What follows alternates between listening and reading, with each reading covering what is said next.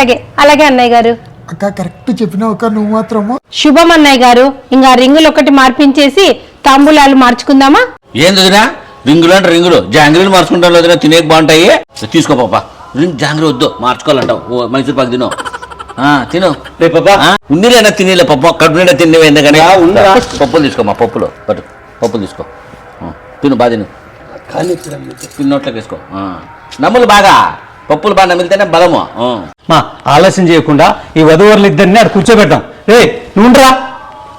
బబ్బబ్బా అన్నయ్య గారు, మనం ఇలానే లేట్ చేస్తే ఈ స్వీట్లు ఖాళీ అయిపోతాయి. ఈయనైతే అప్పటి నుంచి అవస్థపడతారు. తీసుకోండి శ్రీనివాస్ గారు.